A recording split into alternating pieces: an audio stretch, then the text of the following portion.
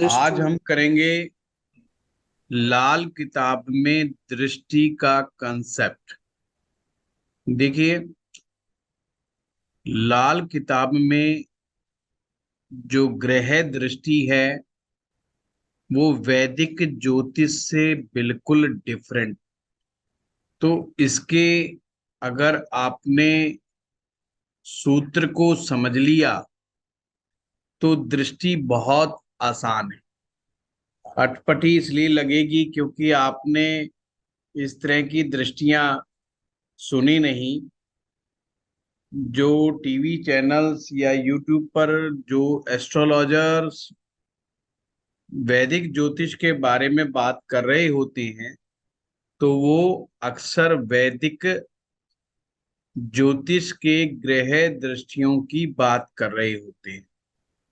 तो इसमें पहला नियम है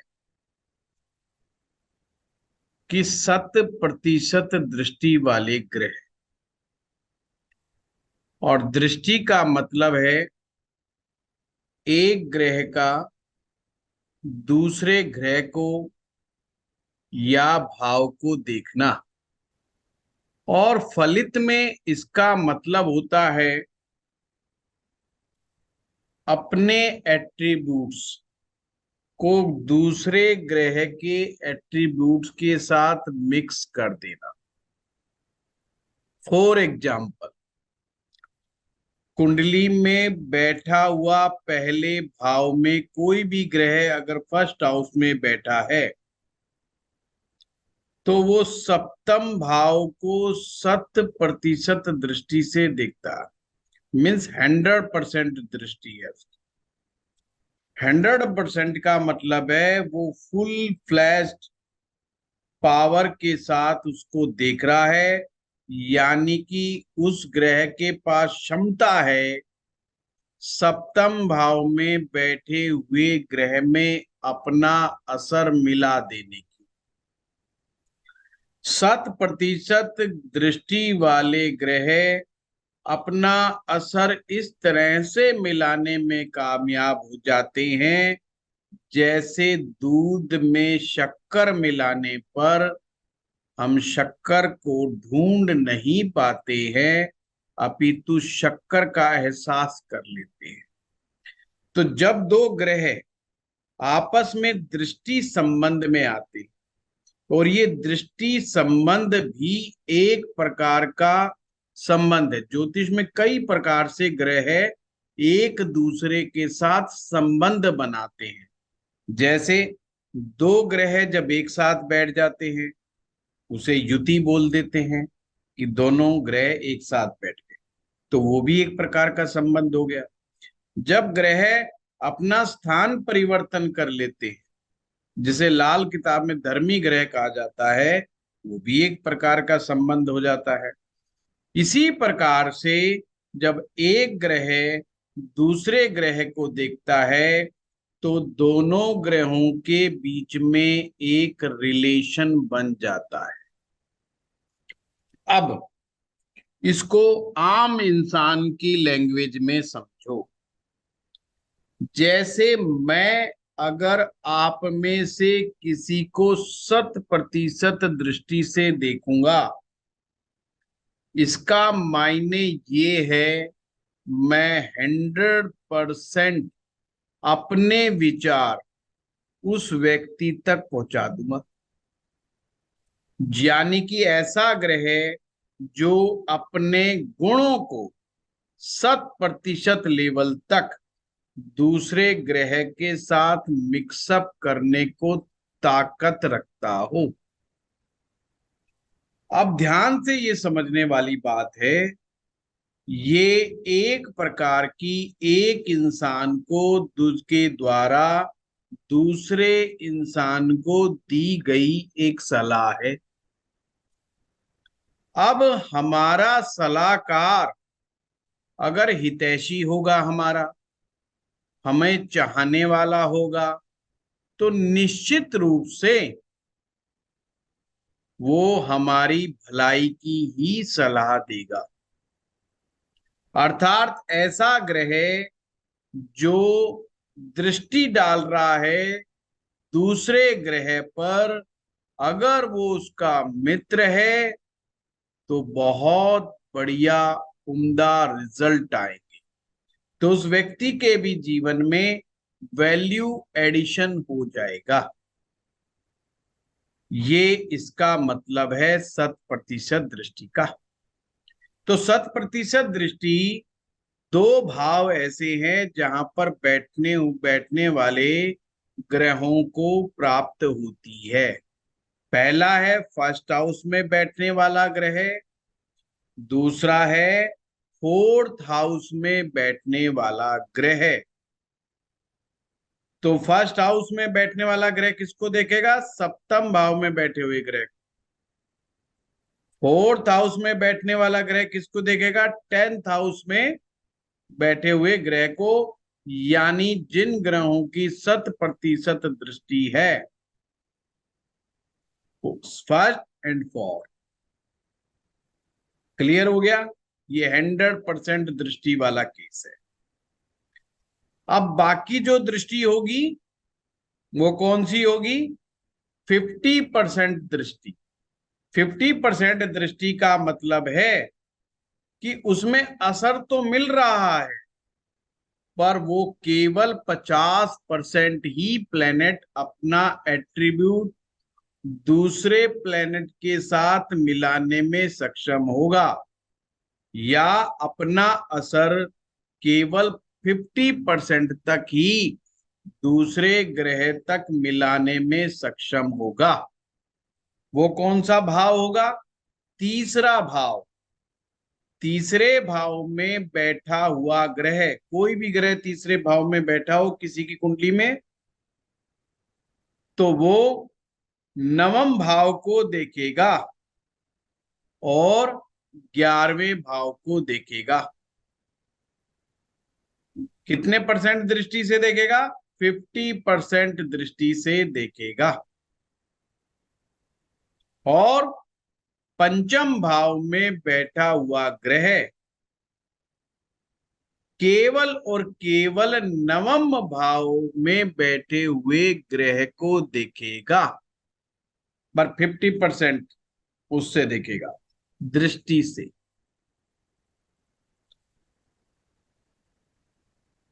ये 50% दृष्टि का फार्मूला था।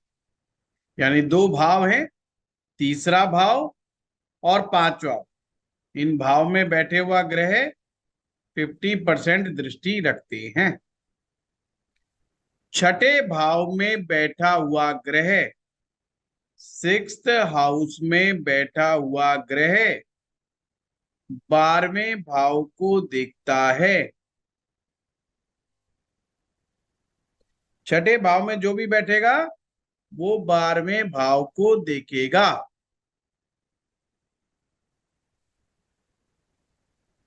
आठवें भाव में बैठा हुआ ग्रह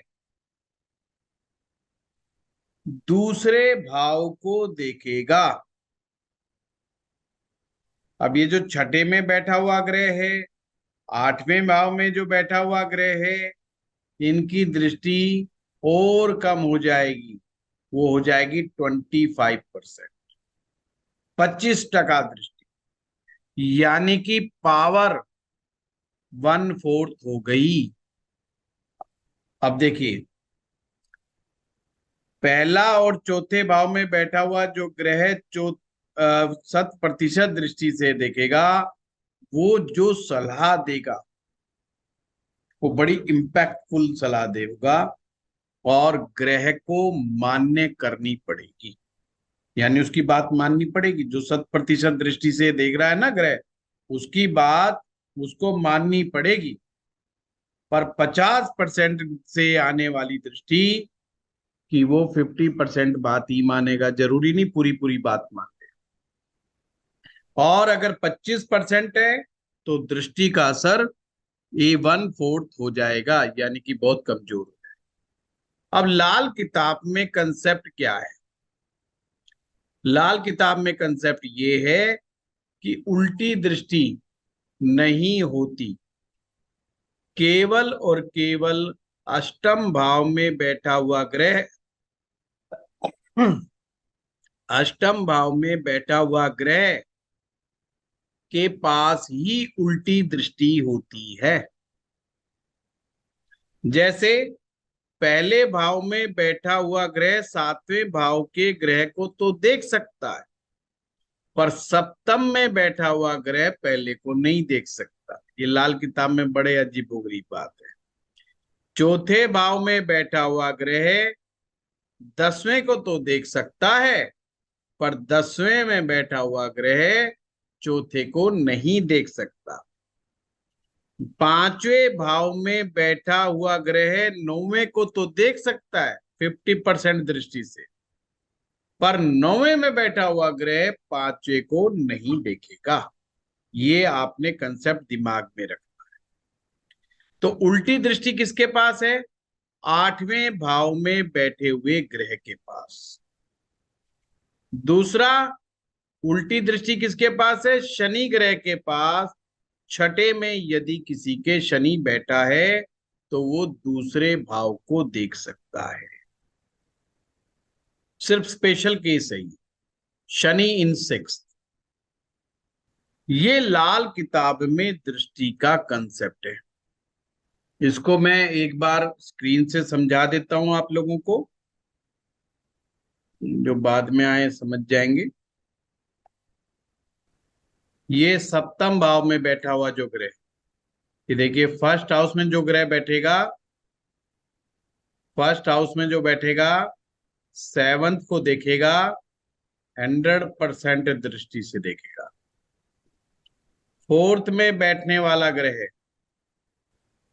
10th, ये 100% दृष्टि हो गई। अब तीसरे भाव में बैठा हुआ ग्रह किसको देखेगा? 9th हाउस को और 11th हाउस को 50% दृष्टि से। ये तीसरा भाव है। एक दृष्टि इसकी जाएगी 9th हाउस पर, दूसरी दृष्टि जाएगी इसकी 11th हाउस पर। फिर है पंचम भाव में बैठने वाला ग्रह, वो केवल 9th को ही देखेगा 50% से। छठे भाव में बैठा हुआ ग्रह 12वें को देखेगा 25% दृष्टि से। और आपका ये जो है 8वें में बैठा हुआ ग्रह 2nd को देखेगा, पर उल्टी दृष्टि से। ये लिख देता हूं, उल्टी दृष्टि है।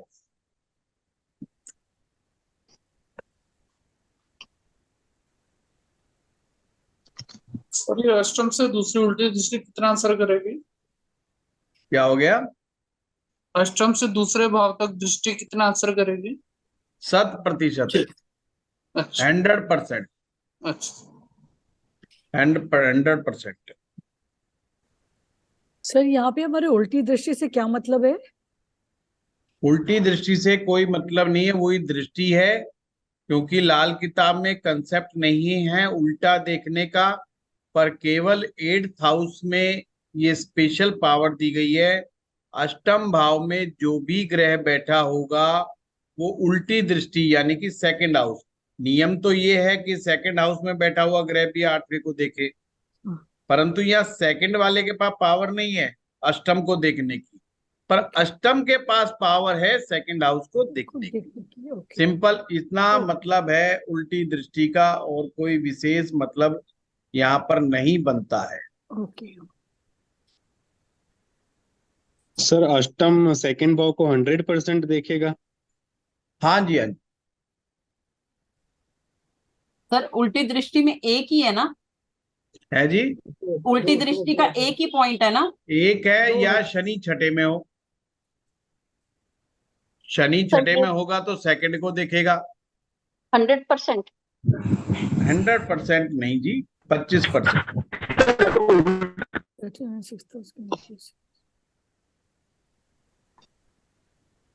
ये छठा भाव है, ये 12वें को देख रहा है, और ये 8वां भाव है, ये सेकंड को देख रहा है। ठीक है जी। तो सर इसमें हमारे को डिफरेंस समझ नहीं आया, सारे भाव ही तो सिक्स में 12th को देख रहे हैं, फिर सेटन को क्या मतलब, सेटन भी 6 को रह के सेकंड। अच्छा अच्छा, it will see second house. अच्छा ठीक है सर, ठीक है सर। सैटर्न 6 में रह के सेकंड हाउस को देखेगा। ये स्पेशल केस है। अच्छा अगर शनि केवल छठे में बैठा हो तब। तो ही है, अगर शनि कहीं और बैठा होगा तो बाकी दृष्टियों का कंसेप्ट ही लगेगा। ओके यानी कि छठे भाव में शनि के अलावा कोई अन्य ग्रह बैठा है तो फिर वो सेकंड को नहीं नहीं देखेगा। देखेगा। Okay sir. काम ठीक है। सेकंड में बैठा हुआ ग्रह जरूर छठे को 25% दृष्टि से देखता है। ओके किसी ने हाथ खड़ा किया है। हाँ राजन बताइए। गुरु जी, ये पीछे के ग्रहों के पास सिर्फ दृष्टि है, आगे के ग्रहों के पास कोई, आगे के घरों में कोई दृष्टि नहीं है जी? नहीं नहीं है, यही स्पेशल दृष्टियां यही है राजन।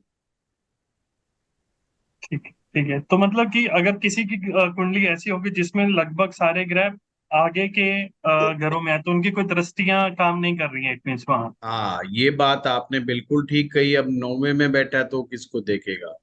वो किसी को नहीं देखेगा। 10वें में बैठा है तो किसको देखेगा? 11वें में बैठा है तो किसको देखेगा? कि देख ही नहीं सकता वो। जी हाँ जी, ये लाल किताब का कंसेप्ट। ठीक ठीक है। ठीक है। आप में से अगर कोई दृष्टि से रिलेटेड कोई बात पूछना चाहता हो तो मुझे बता दीजिए। सर छठे में शनि के साथ अगर कोई दूसरा भी ग्रह साथ में बैठा है तो भी शनि देखेगा? हाँ वो देखेगा, वो उसकी स्पेशल पावर है। हाँ नरेश जी। सर एक थोड़ा कंफ्यूजन हो रहा था मुझे। छठा भाव जो है वो नॉर्मली 12वें भाव को देखता है, ठीक है? जी जी, इसमें भी है, छठा भाव 12वें को ही देखता है। हाँ, और अगर छठे भाव में शनि बैठे हुए हैं तो वो सेकंड हाउस को 25% से देखेगा। 12वें को भी देखेगा नरेश जी। अच्छा, वो 12वें को 12वें को भी देखेगा, वो रूल्स तो लगेगा ही लगेगा, बट उसके पास दूसरे को देखना है, यानी उलट करके देखना। नीचे से ऊपर अच्छा, जा रहा है ना, बाकी तो ऊपर हाँ, से आगे से आ रही है नीचे की तरफ दृष्टियां, करेक्ट और करेक्ट। 8वें में ही उल्टा जा रही है। तो ऐसे छठे में सिर्फ उल्टा जब ही जाएगी जब वो शनि बैठा होगा। शनि बैठा है अन्य प्लेनेट होगा तो फिर नहीं जाए। तो फिर वो 12वें को ही देगा। अच्छा, शनि अगर वहां पे बैठे हैं तो क्या दूसरा भाव फिर 6th को देखेगा?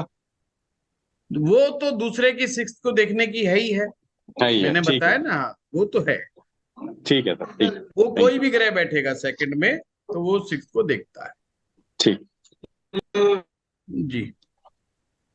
हाँ अरुण जी, कुछ कह रहे हैं आप? जी ये मालूम करना है कि 8वीं से जब हम दूसरे को देखेंगे 25% देखेंगे या 100% देखेंगे? 100% है, इसे उल्टी दृष्टि कहा गई। Thank you. अरुण प्रकाश जी हो गए। सेकंड में बैठा हुआ ग्रह 6 को देखेगा। हाँ जी, हाँ जी, 25%। अच्छा, राइट सर। हाँ अग्रवाल साहब। सर केवल मेरा तो इतना था, सेकंड में जो 6th में जो शनि आएगा वो सेकंड में 100% देखेगा, 25% देखेगा? 25। ओके, थैंक यू बहुत मुझे।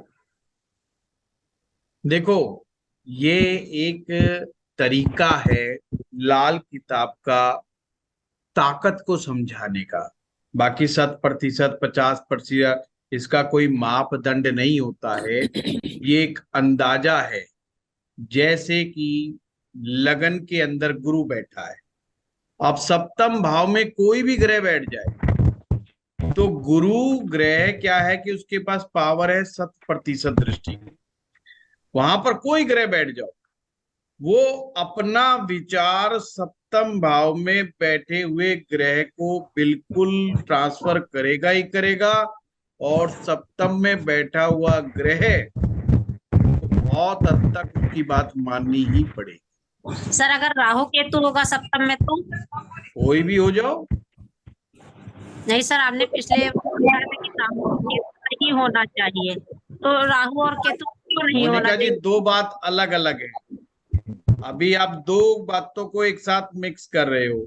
आपने कहा क्या वो दृष्टि देगा, बिल्कुल 100% दृष्टि देगा। जी अब सर। मैंने कहा कि ये एक साथ नहीं होने चाहिए, जी वो सर। बात बिल्कुल ठीक है। अगर राहु सप्तम में होगा या केतु सप्तम में होगा तो निश्चित रूप से राहु केतु में से कोई एक ग्रह बृहस्पति के साथ होगा, तो बृहस्पति के राहु और केतु की अच्छे, बात कर रहे तो बृहस्पति को वो दूषित कर देगा। हैं। अच्छा तो सर, नहीं इसलिए भाई, मैं कहूंगा भाई वो बैठना नहीं चाहिए। अगर है तो की बात कर रहे हैं सर। हाँ, अगर बैठ गया है तो गुरु उसको, उसकी अशुभता को कम करने का प्रयास करेगा। यानी कि समस्या ये है कि गुरु निभाने खुद का पीड़ित प्रयास करेगा। है। हाँ, खुद पीड़ित है वो बेचारा। जी। अगर मान लीजिए केतु सप्तम में बैठा है, डेफिनेटली राहु पहले में बैठा है, अब राहु और गुरु एक साथ मिक्स हो गए, तो गुरु अपने आप में पूर्णतया शुद्ध नहीं बचा। आपको कभी भी समझ में ना आए ना कि ये गुरु का अशुद्धि क्या हो गई क्या नहीं। गुरु का मतलब है सलाहकार। जी। अगर ये समझना हो किसी की कुंडली में गुरु के साथ कोई गलत ग्रह बैठ गया है या गुरु अपना अच्छा असर नहीं दे रहा है, इसका मतलब उस व्यक्ति को जिंदगी में अच्छे सलाहकार नहीं मिलते। जो सलाहकार होगा, सलाहकार क्या है कि हमारे घर में क्या होता है, बड़े बुजुर्ग होते हैं, सबसे पहले सलाहकार हमारे बड़े बुजुर्ग। हम अपने बुजुर्गों से जाके पूछते हैं कि भाई हम ये काम करें कि ना करें, तो या तो बड़े बुजुर्ग कहेंगे भाई हमें तो कोई नॉलेज ही नहीं है, या वो उल्टा ज्ञान दे देंगे अगर हमारा ये गुरु ग्रह पीड़ित हुआ। जब हमें घर के अंदर कोई बड़ा बुजुर्ग सलाहकार नहीं मिलता तो हमारे दिमाग में एक ही आता है कि जाओ किसी पंडित से, किसी ब्राह्मण से, किसी ज्योतिषी से बात करो। तो उन लोगों को ये मिलना भी थोड़ा मुश्किल हो जाता। या व्यक्ति अपने मित्र को पकड़ता है, परंतु मित्र गुरु का रूप नहीं ले सकता। इसके लिए अनुभवी व्यक्ति, ज्ञानी व्यक्ति होना अनिवार्य है। कुछ लोग गुरु बना करके रखते हैं साधुओं को, संतों को, तो जिनकी कुंडली में ये गुरु राहु कॉम्बिनेशन, गुरु केतु कॉम्बिनेशन या गुरु का खराब स्थिति में होना, ये उनके सलाहकारों की स्थिति भी दिखाती है। अब ये सोचिए अगर किसी की कुंडली में गुरु राहु एक साथ बैठा है तो उसका सलाहकार जब अच्छी सलाह नहीं देगा तो कामयाब कैसे होगा। आपने ये समझना है कि ज्योतिष के दो पार्ट हैं, एक गणित और दूसरा फलित। फलित क्या है कि गणित तो हमने सूत्र को गणित कहते, सूत्र वो 2 2 4 वाला नहीं है।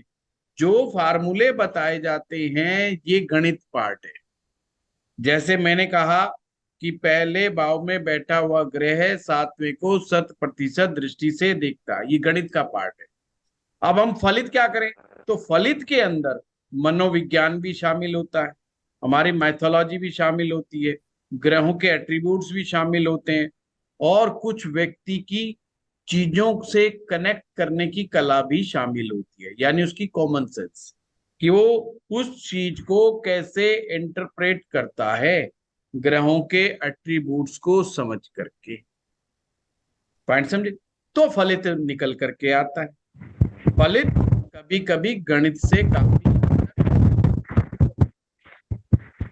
जैसे गणित का रूल अभी अभी आपके सामने बात हुई कि भाई जो गुरु बैठा है तो सप्तम में देखेगा, ये गणित का रूल है। पर अब फलित किया तो पता चला यार ये पापी ग्रह तो खुद ही पीड़ित हो गया बेचारा, तो इसका मतलब ये अशुद्ध ज्ञान देगा, सप्तम तक अशुद्ध ज्ञान देगा। एक चीज ध्यान रखिए, आप किसी दूसरे को वही चीज दे सकते हो जो आपके झोले में है, आपके बैग में है, आपके थैले में। अगर कोई चीज आपके पास है ही नहीं तो क्या आप वो चीज दूसरे को कैसे ट्रांसफर कर सकते? सेम कंसेप्ट है प्लेनेट का। प्लेनेट के पास जो गुण हैं, जो जैसा उसकी प्रकृति है, वो वही ट्रांसफर कर सकता है। और किसी अन्य ग्रह के इम्पैक्ट के कारण उसकी प्रकृति में चेंज आ गया तो वो कैसे ट्रांसफर कर पाएगा? वो नहीं कर पाए। जैसे दूध में नमक मिला देने से दूध पीने योग्य नहीं रह जाता। दूध क्या है? चंद्रमा। नमक क्या है? शनि। आपने चंद्रमा में शनि को जोड़ दिया, यानी दूध और नमक मिला दिया, अब ये पीने योग्य नहीं बचा। ये अब सिंपल जनरल एक कॉमन सेंस की बात है। तो कुंडली में भी जहां पर शनि और चंद्रमा का मेल हो गया, तो हमने कहा शनि चंद्रमा का मेल हो गया है, ये अब दूध पीने योग्य नहीं रहा, अर्थात ये कॉम्बिनेशन हमारे मन और मस्तिष्क के लिए अच्छा नहीं बचा। अब आप ये सोचो, क्या नमक डाल देने से दूध में पीने के बाद क्या आदमी मर जाएगा? बिल्कुल नहीं मरेगा। पर अगर उसी तरह के दूध को लंबे समय तक सेवन करता रहे तो उसमें संतान उत्पन्न करने की क्षमता समाप्त हो जाती है। साइड इफेक्ट देगा। कंसेप्ट क्या बना? लाल किताब ने क्या कहा? शनि और चंद्र एक साथ होंगे तो केतु मंदा हो जाएगा। केतु था संतान। अब इसका एक और मतलब है, जब जब आप दूध पियो, दूध से बनी हुई कोई भी चीज पीते हो, तो नमक की चीज भूल करके उसके साथ नहीं खानी, 3 घंटे का गैप रखना है। अब हम क्या करते हैं? चाय पी रहे हैं, नमकीन खा रहे हैं, चाय पी रहे हैं, पकोड़े खा रहे हैं, चाय पी रहे हैं, सॉस और चटनी खा रहे हैं। ये कॉम्बिनेशन निषेध है। आप कोई पूछे ये कॉम्बिनेशन क्या करेगा? ये कॉम्बिनेशन अर्ली एज में इम्पोर्टेंसी पैदा करेगा। और क्या करेगा? शरीर में एलर्जी की प्रॉब्लम पैदा करेगा। और क्या करेगा? स्किन की प्रॉब्लम पैदा करेगा, खुजली पैदा करेगा, खाज पैदा करेगा। ये सब प्रॉब्लम उसको चर्म रोग पैदा करने के हो जाए। अब इसकी कुंडली में शनि चंद्र का मेल हो गया, उस आदमी को स्ट्रिक्टली अलाउड नहीं है, उसको 5 घंटे का गैप रखना पड़ेगा दूध से बनी हुई कोई चीज को रखने के। जैसे उसने चाय पी ली, तो अगर उसको दाल खानी है, सब्जी खानी है, 5 घंटे का गैप रख। अब शनि चंद्र जिसका मेल है उसको ये प्रॉब्लम जल्दी पकड़ेगी। शनि चंद्र का मेल नहीं है, वो फिर भी 2-4 साल, 5-7 साल गलती करता भी रहेगा तो भी चलती रहेगी, मतलब नहीं बीमारी होगी। पर शनि चंद्र वाला करेगा, सबसे पहले दिक्कत आ जाएगी, श्वास की दिक्कतें उसको आ जाएगी। तो ये जो फलित पार्ट है ना, ये थोड़ा सा गणित से डिफरेंट होता है। उसको हमें एलोब्रेट करना पड़ता है, उसको हमें कनेक्ट करना पड़ता है।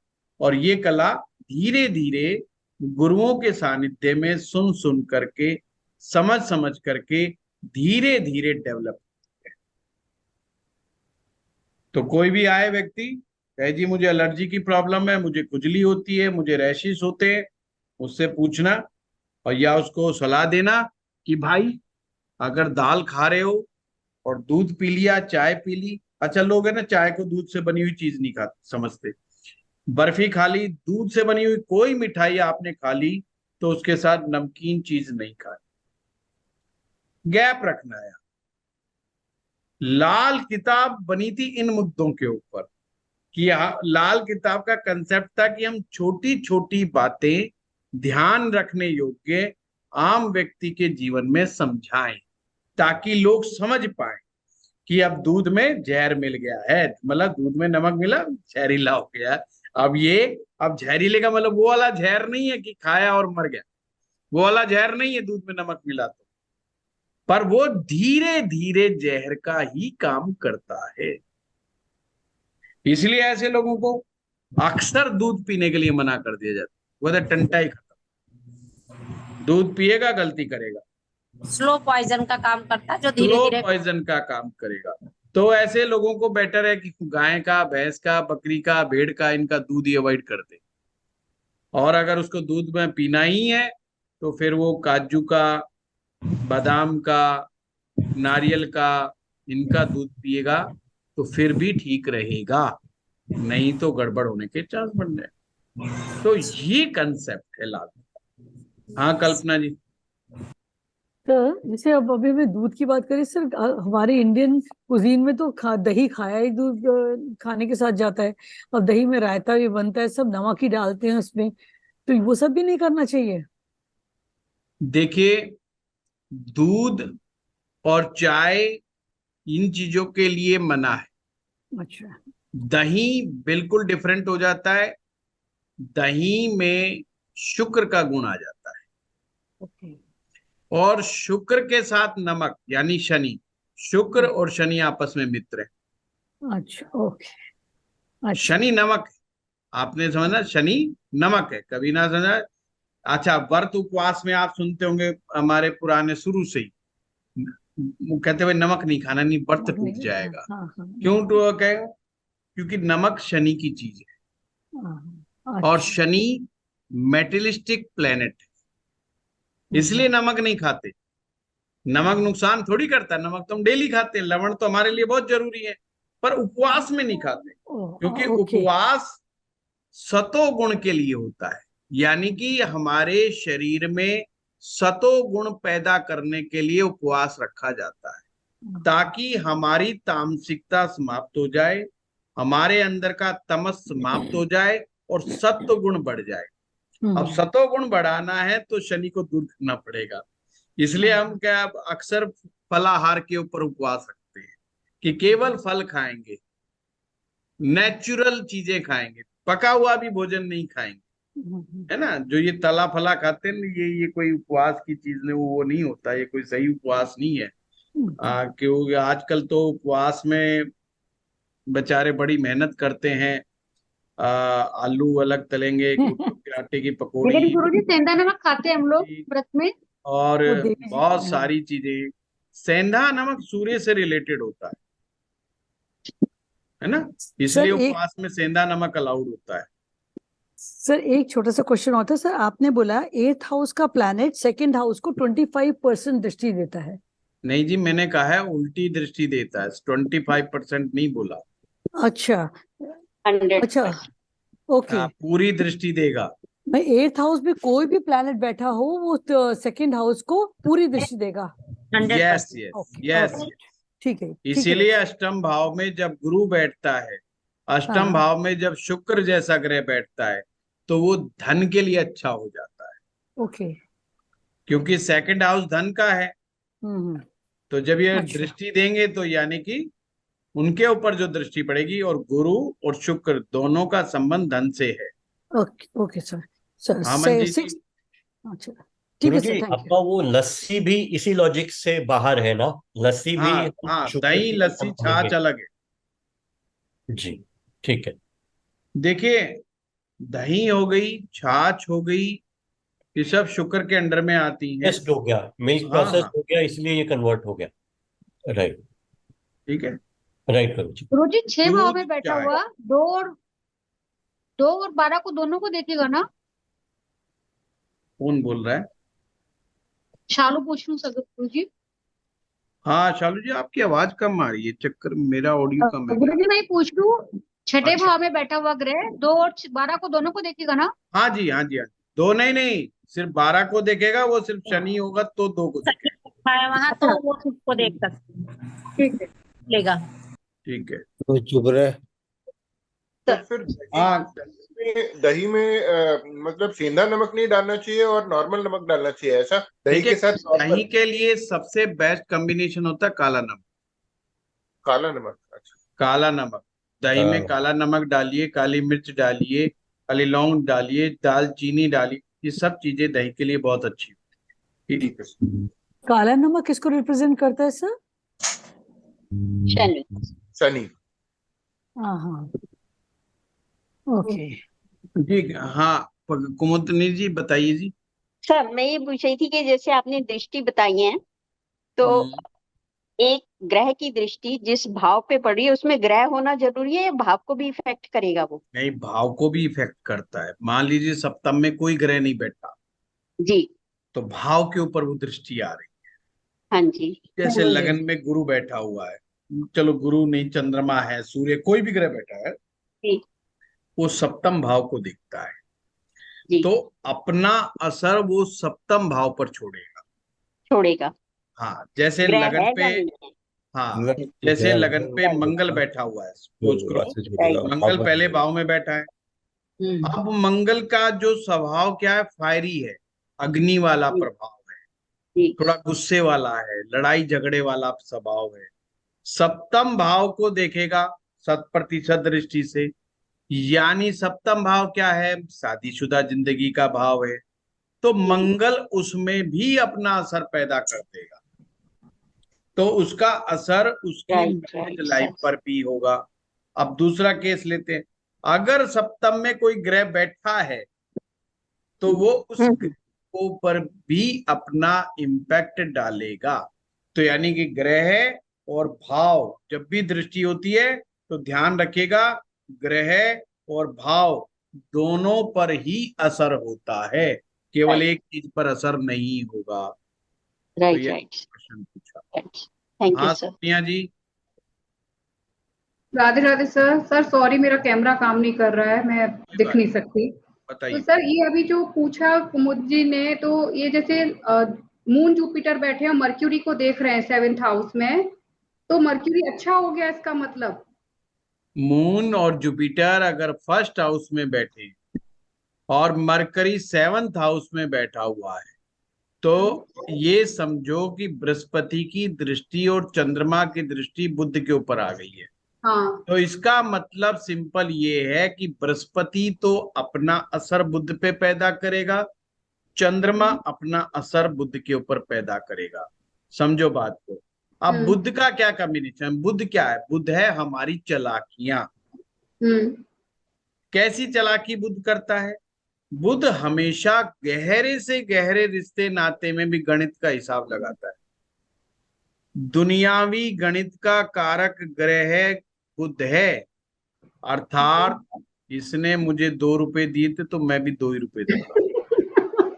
अगर मेरे बाप ने मुझे 50,000 रुपए दिए थे तो मैं पूरा हिसाब रखूंगा, अगर मैंने कभी लौटाए तो 50 का 52,000 नहीं होना। ये दुनियावी गणित जो है बुध के पास रहता है। बुध प्रधान व्यक्ति हमेशा ध्यान रखता है कि उसकी शादी में कितने लोग खाना खा के गए थे और कौन खा के गए थे और कितने का लिफाफा दे के गए थे, वो नोट करेगा डायरी के अंदर। और जब उसके बारी आएगी तो सेम वही काम करेगा, चाहे उसको इधर उधर के अड़ोसी पड़ोसी इकट्ठे करके ले जाने पड़े उसकी शादी में, नुकसान बराबर का करके आए। तो वो कहते चालाकियां, तो वो बहुत आवश्यकता से अधिक चालाक होते हैं। मतलब वो यहाँ तक का भी हिसाब लगाते हैं कि हम कहीं गए थे पर चलो कुछ फायदा नहीं हुआ, वो बंदा हमसे ज्यादा टाइम तो नहीं मिला, पर चलो उसने समोसे खिला दिए थे तो समोसे हुए 20 रुपए के, तो 20 रुपए का तो कम से कम अपना फायदा हो गया। मतलब उनका गणित जो है ना, बहुत छोटी छोटी चीजों पे भी कैलकुलेशंस होती है। समझिए बात को। जी पर सर। जब ये लोग इवन वाइफ के साथ भी इनके रिलेशन बिल्कुल मैथमेटिकल रिलेशनशिप होते हैं। मतलब ये भूलते नहीं है कि मैंने कब तुम्हें 10 रुपए दिए थे, कब 100 रुपए दिए थे, कब 500 दिए थे और उसका क्या करा। अगर वाइफ को 500 रुपए दे दिए और वाइफ ने उल्टा हिसाब नहीं दिया तो मुंह से भी अगर नहीं बोल रहा ना और वो मुंह फुलाए फुलाए घूम रहा है तो वाइफ को समझ जाना चाहिए इसको 500 रुपए का हिसाब मांग रहा है। बात सिंपल, ये बुद्ध की खासियत होती है। समझ गए तो बात। सर अभी सही हो जाएगा ना दृष्टि आने से? दृष्टि आने पर धीरे धीरे उसको समझ डेवलप होती है कि मुझे कहाँ थोड़ा मैथमेटिक्स के मामले में शांति बरतनी है, कहाँ पर नहीं बरतनी है, पर दिमाग उसका वैसे ही चले। सर अब यहाँ पे एक प्रश्न, सर यहाँ पे एक प्रश्न सुनिए, मैं तुम्हारे प्रश्न पूछ रही हूँ। सर यहाँ पे एक प्रश्न आता है कि अब जो ये 7th हाउस मरकरी है, हाँ, तो सर ये इनका ये कहेंगे पार्टनर ऐसा होगा या सेल्फ पर्सन ऐसा होगा? सेल्फ पर्सन ऐसा होगा, कैलकुलेटिव। अच्छा, हाँ। सेल्फ पर्सन ही ऐसा होगा। बुध तो एक प्रकार का कोऑर्डिनेटर है 7th हाउस में। अच्छा, लाल किताब 7th भाव के बुध को बोलती है पारस मणि। बड़ा प्यारा शब्द बोलती है। सप्तम भाव बुध पारस मणि, यानी कि जिसके साथ भी जाएगा उसी को ऊपर उठा देगा, यानी कि जिससे ऐसा आदमी शादी करेगा उसकी तरक्की हो जाएगी। अच्छा हाँ, देखा कितना तो सर प्यारा अच्छा है ना ये कॉम्बिनेशन। हाँ ना, ये नहीं अगर कॉम्बिनेशन एक तरीके से अच्छा हो अगर गया ना। देखो, अगर लड़की की कुंडली में सप्तम भाव में बुध है तो बहुत बढ़िया। ऐसी लड़की जिससे भी शादी करेगी उस लड़के की है ना एकदम तरक्की उन्नति हो जाएगी, वो पैसा खूब कमाएगा, ये निश्चित मान। ये लड़के की है सर। और लड़के की कुंडली में हो तो उसकी वाइफ बहुत मौज करेगी, क्योंकि वो ये बहुत मौज करेगी, ये समझ लो। सर तो अगर इसलिए ऐसे पारस मणि का सर ऐसे में अगर लग्न खाली सर एक हो, है। सर जैसे शुक्र 7th में हो और लग्न खाली हो तो क्या इफेक्ट जाएगा? लगन खाली हो तो सिंपल है कि वो सोया हुआ है, उसको जगाओ, उसको हिला हिला करके जगाओ उसको। सर एक और क्वेश्चन था सर उसकी मेरा रेमेडी कि कल आपने जो रेमेडी टक्कर बताएंगे जब सोया हुआ ग्रह कराएंगे ना, जब आपको बताएंगे। जी सर एक और क्वेश्चन हाँ बोलिए। ये सर टक्कर का कल जो आया था कल आपने, तो जी सर किसी की जन्म पत्री में तो बहुत सारी टक्कर लग रही हैं, हाँ हाँ तो बिल्कुल मतलब हमें पता चलेगा कि अभी ये उसमें आने वाला है अस्तित्व में और ये नहीं, वो हम कैसे पता ये तो करेंगे? ध्यान रखना पड़ता। देखो जी, ये तो फिर दिमाग लगाने वाली बात है। देखो टक्कर कईयों में ज्यादा, मैंने तो कल ही बोल दिया था भाई, कुछ कुंडलियां ऐसी मिलेंगी जिसमें बहुत सारी टक्कर मिलेंगी। बहुत सारी टक्कर का मतलब बहुत सारे चैलेंजेस। कम टक्कर वाली कुंडली है तो उतने ही कम चैलेंजेस हैं। जैसे आप हाथ की रेखाओं में देखते हो ना, तो ये जो टेंशन की रेखाएं होती हैं जो लाइफ लाइन से बाहर की तरफ निकल के दिमाग की रेखा की तरफ जाती हैं, ये सारी टेंशन के। तो कुछ लोगों के बहुत बारीक बारीक रेखाएं होती हैं हाथ के अंदर। जितनी ज्यादा बारीक रेखाएं होंगी उतनी ही टेंशन होगी, सिंपल सी बात है। बस ऐसा कुछ नहीं कम होगा रेखा कि होगी दशा है। दशा के अकॉर्डिंग फलित होगा कि जो दशा चल रही है उसमें फलित होगा? वो तो दशा तो देखो मेन है ही, वो तो उसका रोल है। दशा का मेन ध्यान रखना है। दशा का तो आगे बताएंगे ही बताएंगे, वो तो होगा ही होगा। ओके हाँ ठीक आशु है, जी, thank you sir, thank you. जैसे आशु जी, हस्तरेखा नहीं पढ़ाई है सर? जी गुरुजी मैंने ये क्वेश्चन हस्तरेखा पूछना का है। आप ऐप में जाओ और ऐप में जाकर के हमारा पढ़ाया हुआ कोर्स ले लो। ये लाल सर किताब आप की हस्तरेखा नहीं होगी।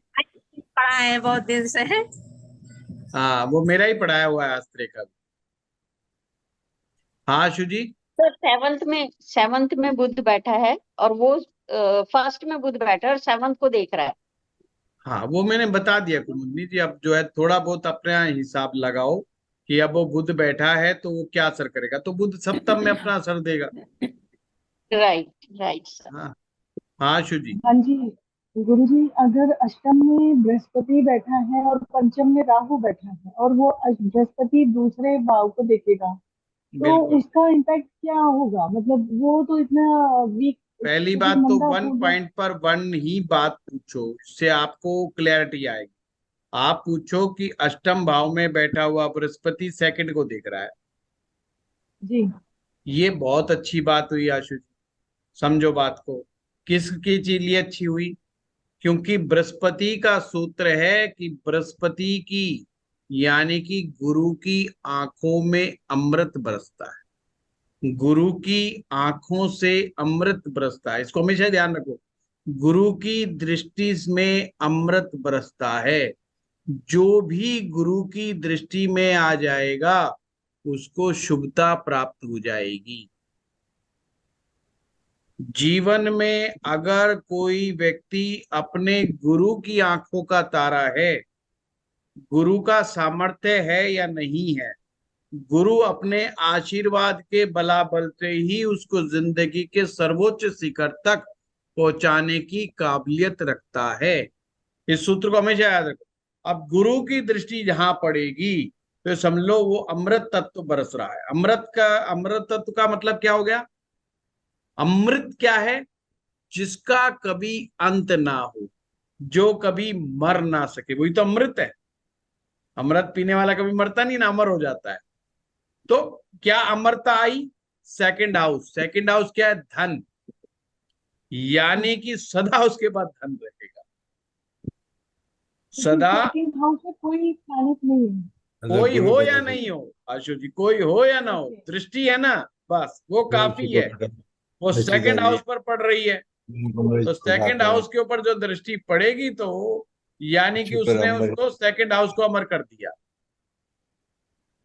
लेकिन गुरुजी राहु पंचम में है तो वो बृहस्पति तो वीक पड़ गया ना वहां पे, तो भी देखिए वो अलग मैटर है, वो अलग मैटर है। पहले एक एक कंसेप्ट को समझना है ना।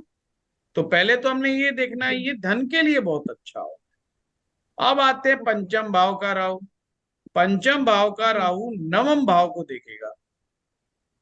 पंचम भाव में राहु बैठेगा तो कहां देखेगा? नवम में देखेगा, क्योंकि अभी बताया मैंने आपको 50% दृष्टि से देखेगा। नवम भाव जो है वो गुरु का ही भाव है, तो जिसके कारण गुरु का प्रभाव कमजोर पड़ जाएगा। तो क्या होगा? जहां व्यक्ति 1000 करोड़ का आदमी हो सकता है, 10,000 करोड़ का आदमी हो सकता है, वहां उसका थोड़ा सा गेजिंग डाउन आ जाएगा। वहां उसका हजारों करोड़ का मामला ना बन के कुछ करोड़ों का रह जाए। पॉइंट समझे? ऐसा होता। अगर यहाँ पे राहु नहीं बैठा होता, गुरु बलवान होता, तो आप इमेजिन नहीं कर सकते ऐसा व्यक्ति 5,000 करोड़ का, 10,000 करोड़ का, 20,000 करोड़ का आदमी भी हो सकता है। अष्टम के गुरु की बात कह रहा हूं मैं, मतलब इतना उसके अंदर ताकत होती है पैसा कमाने की। इसी तरीके से शुक्र अगर अष्टम में बैठ जाए तो करोड़पति अरबपति बना सकता है। पर वही सारा खेल वही है कि ज्योतिष में उस ग्रह में बलाबल होना चाहिए। अगर ग्रह का बलाबल डाउन होता चला जाएगा, जितने भी रीजन आपको बताएं गुरु ग्रह को कमजोर करने के, जितने रीजन, जितने पॉइंट आते चले जाएंगे, उतने ही पावर वीक होती चली जाएगी, और जितनी वीक होती चली जाएगी उतना ही मामला डाउन होता चला जाएगा। उसका फिर धन का सामर्थ्य थोड़ा कम होता चला जाएगा। पर फिर भी अगर राहु भी पंचम में बैठ रहा है तो 10-15 करोड़ का मामला बहुत आसान है उसके लिए, कोई बड़ा मुश्किल कार्य नहीं। तो गुरुजी कोई तोड़ होता, मतलब कोई उपाय होता है, कोई चीजें है जी? राहु का कोई उपाय होता है फिर इस केस में हमें, मतलब जैसे कि बृहस्पति हाँ अच्छू जी, इस पूरे कोर्स में उपाय ही करवाने और क्या कराएंगे, है ना। ये पूरा कोर्स ही जो है ना उपायों का ही है। थोड़ा बस समझा दूं आप लोगों को, फिर तो उपाय उपाय आएंगे छनाछन। हाँ ममता जी। गुरुजी प्रणाम। हम्म। राहु की जगह यदि केतु 5वें घर में बैठा हो तो क्या तो वो बात गुरु तो को वही नुकसान है? ना। हाँ गुरु को तो नुकसान होगा ही, गुरु को तो नुकसान होता ही है। मैंने आपको क्या बताया था? 2, 5, 9, 11 और 12।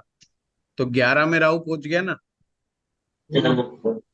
राहु, बुध और शुक्र में से कोई भी ग्रह 2, 5, 9, 11 और 12 में होगा, गुरु को डेंट मारेगा। मैंने आपको सिंपली समझा रहा है। तो केतु 5 में आएगा तो राहु 11वें में हो जाएगा, तो आ गया बृहस्पति कमजोर। तो जी देखो, मैं अभी बहुत धीरे धीरे आराम आराम से सहज भाव से आपको है ना बहुत नींव मजबूत कर करके पढ़ा रहा हूँ, ताकि आपको कंसेप्ट, रोज मैं थोड़े थोड़े कंसेप्ट लेकर के बता रहा हूँ, ताकि आपका सब्जेक्ट पर, नींव पर बहुत पकड़ मजबूत हो जाए। आपको वीडियो दोबारा सुन लेंगे तो आपको चीजें एकदम समझ में आने लग जाए जब आप प्रैक्टिस करें। हाँ कविता जी। बाकी लोग म्यूट पे कर लीजिए, जो नहीं बोल रहा वो म्यूट पे कर लीजिए प्लीज। हाँ प्रणाम गुरुजी।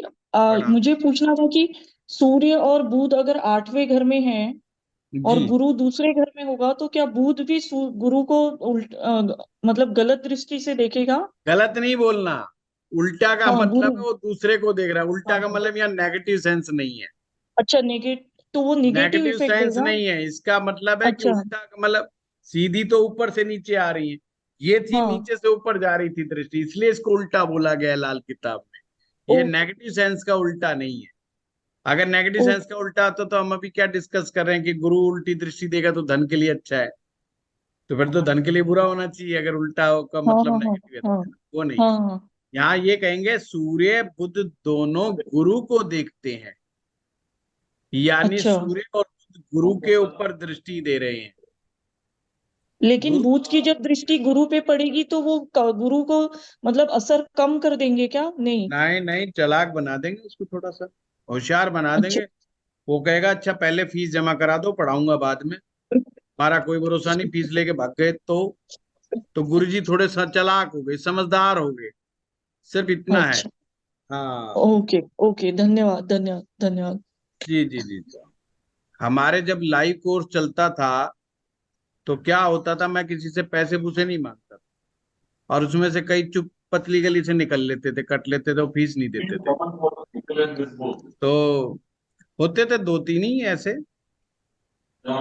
तो गुरुजी का एक दिन बुद्ध जाग गया, गुरुजी ने स्टाफ रख लिया। अब गुरुजी मगज ही नहीं मारता, स्टाफ कहता है पहले पैसे दे दो फिर बाद में बात करेंगे, टेंशन ही खत्म।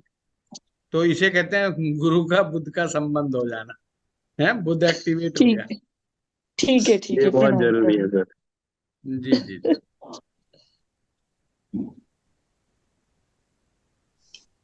ठीक है, और किसका रह गया क्वेश्चन? हाँ आस्था जी। सर एक छोटा, अच्छा सर कल के टॉपिक सभी का में नंबर आना, सभी का नंबर आना चाहिए। हाँ आस्था जी। सांभवी। हाँ आस्था जी। हेलो जी। सर कल के टॉपिक में से क्वेश्चन है धोखे का ग्रह। तो अगर 8th हाउस में 2 या 3 ग्रह बैठे हैं और 5th हाउस में सबसे पावरफुल जैसे शनि और गुरु बैठे हैं, तो ये तीनों मिलके उन दोनों को धोखा देंगे, ऐसा तो हुआ? जो भी अपने से 10वां होगा, जो ग्रह अपने से 10वां होगा, आपने क्या कहा, अष्टम में ग्रह बैठे हैं, अष्टम में मान लीजिए 2 या 3 ग्रह बैठे हैं। कोई भी बैठा है, चाहे एक बैठा है चाहे 3 बैठे हैं। अब और आपने वो 10 तक गिनना है। अब आप 10 तक गिनेंगे तो क्या हो गया, 5वें में बैठा हुआ जो ग्रह पांचवें। होगा वो धोखे का कारण बनेगा उन ग्रहों के लिए जो अष्टमवें में बैठे हैं, उनके लिए। ठीक है, म्यूट पे हो गए आप। 8वें ग्रह। 8वें में बैठे हुए ग्रहों के लिए। ओके जी, थैंक यू सर। हाँ शालू जी। मुझे मैं पूछ रही थी, अगर 8वें भाव में गुरु के साथ शनि बैठा हो तो भी क्या उतना ही अच्छा रहेगा उसके लिए? कोई भी बैठा हो, अच्छा और बुरा की तो मैं बात ही नहीं कर रहा, वो तो हम बाद में एनालिसिस करेंगे। हमने सूत्र को समझना है, अभी तो इतना समझना है कि ये जो बैठा है वो दूसरे को देखेगा। ठीक है अच्छा और बुरा तो जब हम एनालिसिस करेंगे सारा सीख लेंगे ना, जब आएगा। ठीक है जी। हाँ थैंक गोरांश खुराना जी।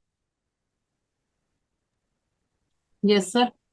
जी सर एक 5वां जैसे आपको 10वें में देख रहा है, ठीक है, जैसे है जी, क्या 4th हो गया? 7th को देखता है, हाँ 4th जैसे 7th को देख रहा है, तो 7th में यदि 3 ग्रह हैं तो वो तीनों को गलत बोल गए 100% आप, गलत बोल गए जी। 4th 7th को क्यों देखेगा?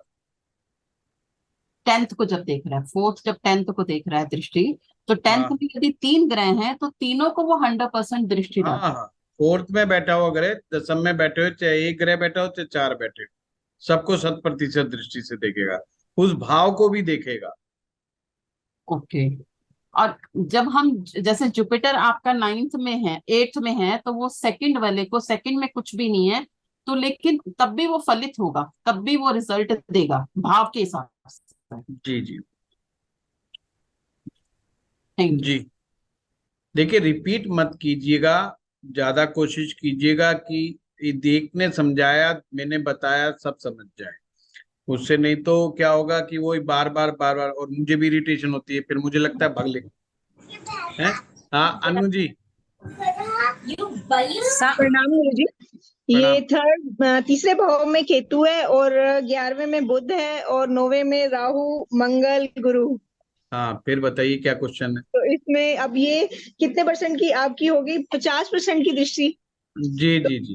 तो इसमें ये जैसे केतु मित्र बनेगा गुरु का, कि मतलब इसमें क्या रहेगा? ये मित्र शत्रु का मामला नहीं है। अच्छा सिंपल मामला है कि केतु अपने एट्रीब्यूट्स इन प्लेनेट तक पहुंचा दे। ठीक है। अब वो बाद में जो खिचड़ी बनेगी उसका गणित लगाना है। ठीक है, प्रणाम गुरु जी, प्रणाम। वंदना जी, रमा खन्ना जी।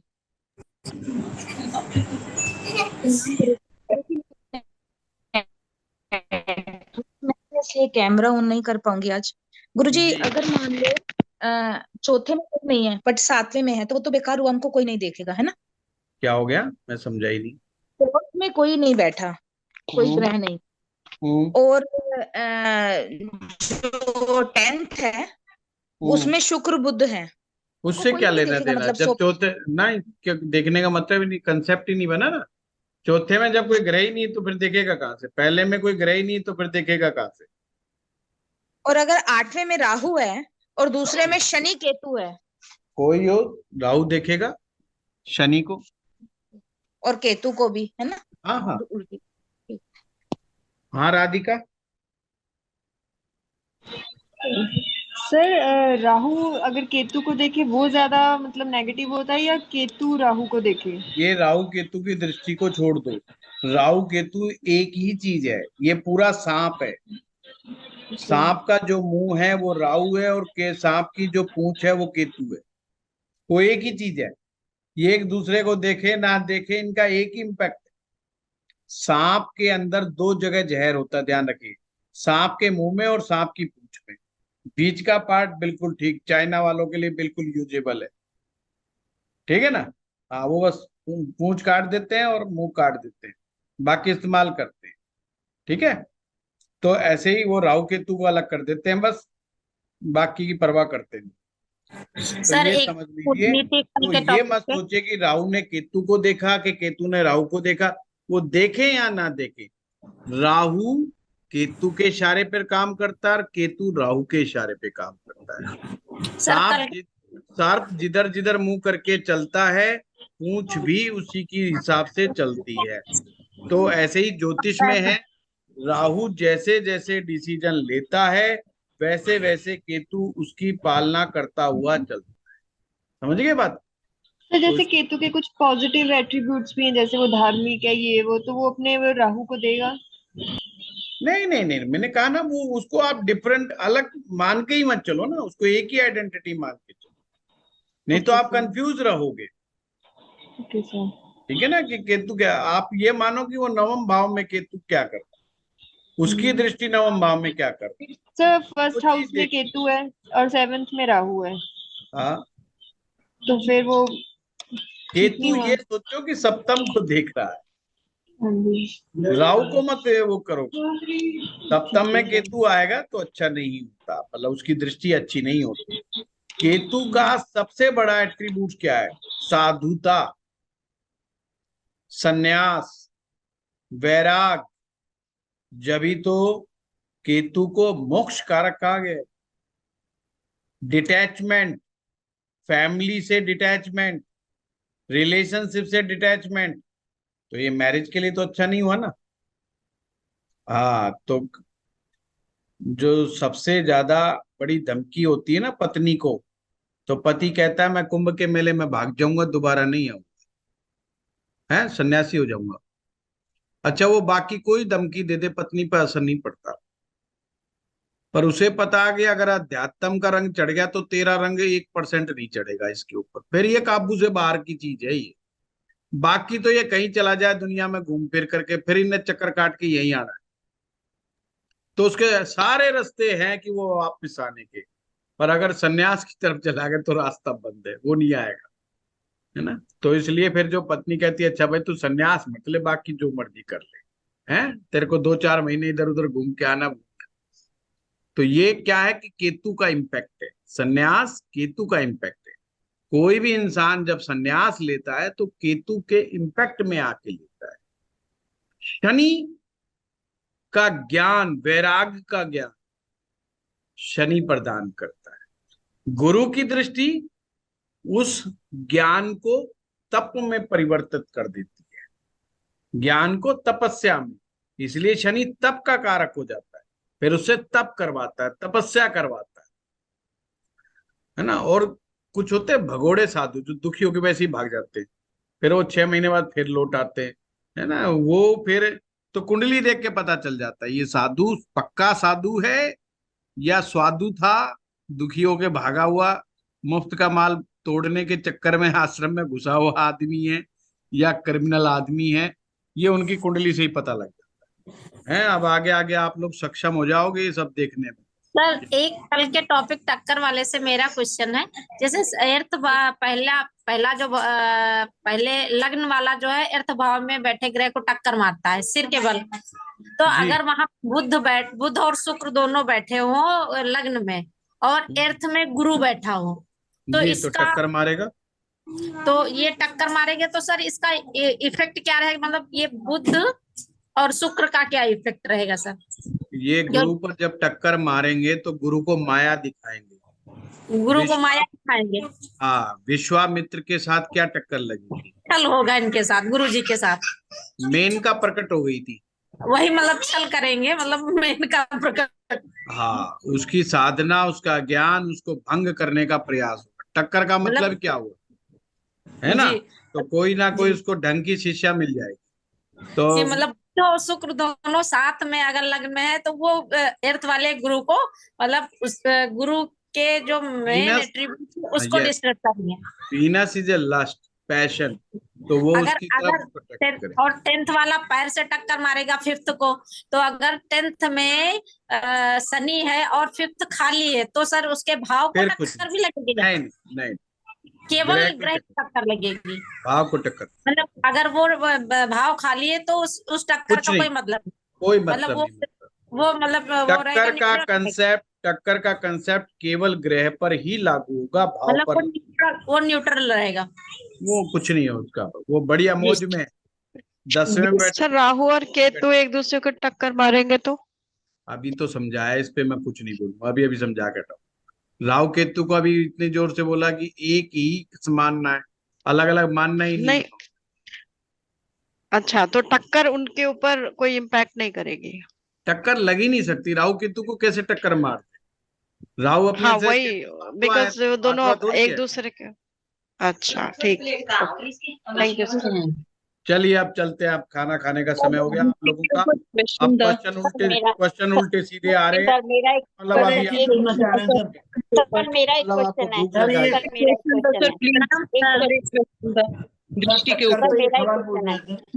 हाँ सागर जी आप बोलो, बाकी सब चुप रहो बस। सर ये पूछना था सर, जो शुभ ग्रह हैं ये जैसे क्रूर ग्रह जो या जो शत्रु, जैसे कि चंद्र मंगल को टक्कर मार रहा है, तो मंगल क्या बिगड़ेगा उसमें तो कुछ बिगड़ेगा नहीं? बिगड़ता सबका है सागर जी, वो तो हमने अंदाजा लगाना है ना क्या हुआ। अच्छा, या गुरु सूर्य केतु को टक्कर मार रहा है, या ये कोई भी देखो चोट जरूर लगेगी, वो बात अलग है कि थोड़ी लगे या ज्यादा लगे। एक आदमी को टक्कर लग जाती है वो सहन कर जाता है, दूसरे को टक्कर लग जाती है नहीं सहन कर पाता। मतलब भी उनको भी थोड़ा बहुत फर्क पड़ेगा, जो भी फल देंगे उसमें कमी हो जाएगी। फर्क पड़ता ही पड़ता है, फिर हमने देखना होता है कि भाई क्या है। जब मैं आपको कराऊंगा आगे भावों के अंदर तो आपको बताऊंगा, ठीक है। चलिए धन्यवाद आपके लिए, आप सभी के लिए होमवर्क।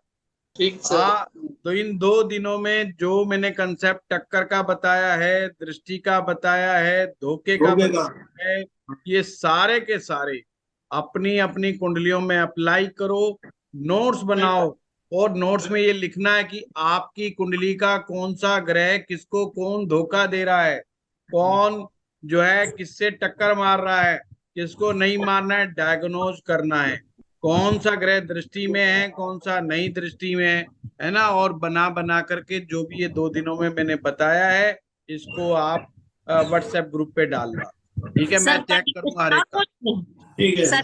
पूछ ले सर, क्या आप रिलेटेड एक क्वेश्चन और पूछ ले सर। हाँ बताइए, क्वेश्चन गलत आ रहे हैं इसलिए मैं भाग रहा हूँ। जैसे गुरु 10th हाउस में है और 2nd खाली हो आज के टॉपिक से है। अगर सेकंड खाली है और गुरु अर्थ भाव में है तो अर्थ की जो हमारी उल्टी दृष्टि है वो सेकंड पे आती है, तो ये धन भाव के लिए कैसा रहेगा? अरे मोनिका जी इतना तो डिटेल में समझाया है, डिटेल में सर समझाया मुझे है। एक क्वेश्चन है कि सबकी दोबारा कुंडली सुनिए। अगर ग्रुप में डालेंगे तो एक ऐड आती सर, थी, हमको एक ऐड चांस नहीं आती मिल रहा थी, सर। ऐड में क्या होता था कि उसको चॉकलेट नहीं मिलती थी तो वो पगला जाता था, तो उसको फिर एक स्नीकर्स पकड़ाते थे, फिर कहते अच्छा अब ये बिल्कुल सही हो गया। तो जाइए घर पे जाके खाना खाइए सभी लोग, फिर सबके एकदम बुद्धि लौट आएगी। चलो लव यू। चलो होमवर्क मुझे सारे के सारे जमा कराना व्हाट्सएप के ऊपर, किसी भी कुंडली में कोई उठाओ, जरूरी नहीं अपनी उठाना, अपने बच्चे की, अपने जो भी अवेलेबल हो, उसमें सिर्फ डायग्नोज करना है, आंसर वे देना है कि इस पे इसकी टक्कर लग रही है, इसके टक्कर लग रही है। मैं पढ़ूंगा कि आपको कितना समझ में आया। देखो फिर ही आगे जाकर के डायग्नोज करने में मजा आएगा आपको। अभी से नींव मजबूत बनानी शुरू कर दो, अब आगे आगे कोर्स बढ़ेगा, थोड़ा टिपिकल चीजें बढ़ेंगी, तो इसलिए अभी से ग्रामर को मजबूत करो। ठीक है, थैंक यू। ओके, प्रणाम गुरुजी।